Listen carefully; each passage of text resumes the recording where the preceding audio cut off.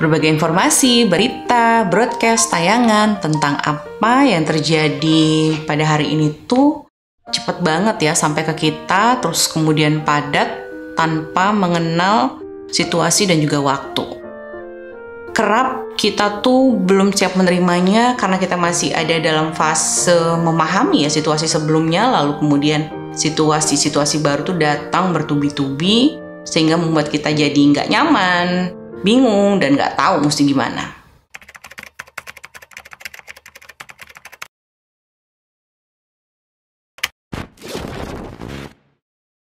Assalamualaikum warahmatullahi wabarakatuh. Selamat pagi, siang, sore, malam untuk semua sahabat Cahaya Loka dimanapun. Ketemu lagi dengan aku, Galuh Kencana Wulan. Seperti biasa, sebelum kita lanjut, bagi yang belum subscribe, silakan subscribe dan nyalakan lonceng notifikasinya biar kita bisa saling berbagi hal-hal positif yang ada di sekitar kita ya. Randomnya segala kejadian yang kita hadapi dari hari ke hari itu bisa menjadi sarana untuk menggali dan mengenali diri sendiri ya teman-teman. Karena reaksi kita dalam menghadapi situasi itu biasanya terpola sesuai dengan kebiasaan-kebiasaan yang memang kita lakukan selama ini. Mungkin kita tidak menyadarinya, namun kita bisa mengungkapkan fakta itu melalui kegiatan menulis ekspresif. Reaksi atau perilaku kita terhadap situasi-situasi tersebut itu terbagi ke dalam 3 macam bentuk. Ada persona, ada temperamen, dan juga ada karakter. Ini tuh kalau dianalogikan bagaikan gunung es yang ada di tengah lautan ya teman-teman. Nggak kelihatan secara utuh, tapi ada dan terekspresikan. Bagian paling atas yang tampak, kalau dianalogikan gunung es tuh yang permukaan tuh yang kelihatan, itu disebutnya sebagai persona. Merupakan bentuk perilaku yang kita tampakkan sesuai dengan tuntutan lingkungan. Biasanya perilaku ini akan kita tampakkan karena kita ingin dinilai sebagai orang yang baik di hadapan umum. Nah, perilaku ini kita tampakkan itu kepada orang-orang yang baru kita kenal di awal-awal perkenalan, ataupun mungkin orang-orang yang sudah kita kenal tapi tidak terlalu dekat. Yang kedua, di tengah, kalau di analogi gunung es itu dia berada di tengah ya, nggak kelihatan.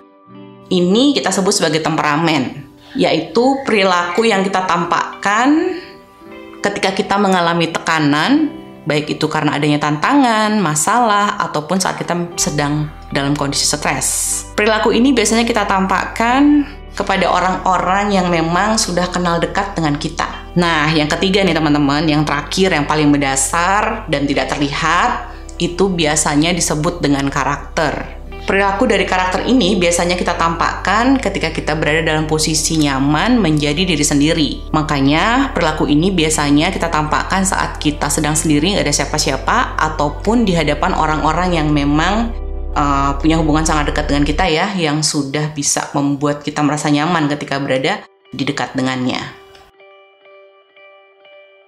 Ketiga perilaku inilah yang sering kita jadikan sebagai reaksi terhadap situasi-situasi yang kita hadapi dalam kehidupan sehari-hari. Jika dalam menghadapinya, kita malah justru merasa gak nyaman, kemudian bingung, stres, dan gak tahu mesti ngapain, mungkin ada baiknya kita melipir dan melakukan kegiatan menulis ekspresif. Menulis ekspresif itu adalah menulis pengalaman yang tidak menyenangkan atau yang menyebabkan kita trauma, yang dituangkan dalam sebuah tulisan yang jujur berdasarkan kejadian yang otentik atau apa adanya. Dengan menulis ekspresif, kita bukan hanya bisa mengungkapkan diri kita yang sebenarnya, bahkan kita bisa memperbaiki banyak hal dalam kehidupan kita yang selama ini mungkin nggak pernah kita pikirkan sebelumnya, karena mengendap bersama situasi-situasi baru yang terus berdatangan dalam kehidupan kita. Seorang psikolog sosial dari Amerika yang bernama James W. Pennebaker telah melakukan kurang lebih sebanyak 20 studi penelitian sejak tahun 1980-an. Dalam penelitian tersebut, Pennebaker menemukan bahwa mereka yang melakukan kegiatan menulis ekspresif dapat mengungkapkan kepribadian, perilaku sosial, cara berpikir, dan juga koneksi sosial dari diri seseorang melalui kata-kata yang dipilih atau digunakannya saat menulis. Bagaimana cara kita melakukannya? Kita bisa melakukan sekitar 15 menit minimal selama beberapa hari secara berturut-turut sekitar 3-4 hari. Kita bisa menulis dengan lepas dan bebas tanpa perlu mengkhawatirkan kaidah kepenulisan yang baku dan berusaha menulis tentang pengalaman-pengalaman yang tidak menyenangkan ataupun yang menyebabkan trauma. Lalu, gali lebih dalam lagi pengalaman-pengalaman tersebut dan menghubungkannya dengan titik-titik peristiwa yang serupa atau mungkin bersinggungan. Karena bisa jadi titik-titik peristiwa tersebut saling terkait tanpa disadari. Dengan menemukan masalah yang sesungguhnya, itu tuh bisa jadi cara untuk kita menyelesaikan berbagai macam masalah yang merupakan rangkaian dari titik-titik peristiwa tersebut. Manfaat menulis ekspresif.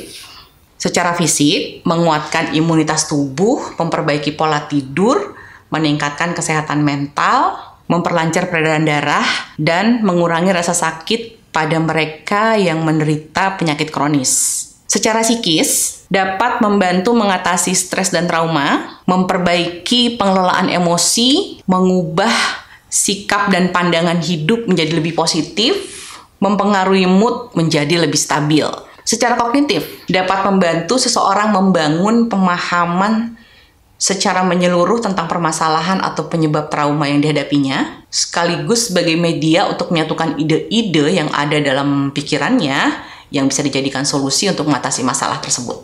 Selain itu, secara garis besar, kegiatan ini dapat menjadi sarana mengevaluasi ulang peristiwa yang ingin kita perbaiki maknanya dalam kehidupan kita, sehingga kita bisa melangkah ke episode kehidupan selanjutnya dengan lebih baik dari sebelumnya.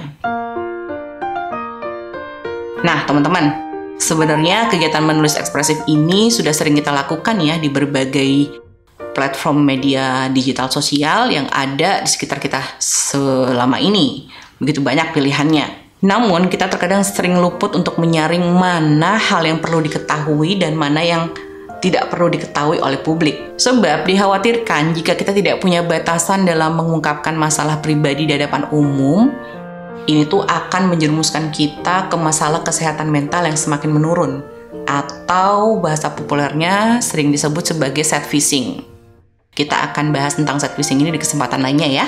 Oke teman-teman, sekian dulu video kali ini. Terima kasih sudah menonton sampai habis.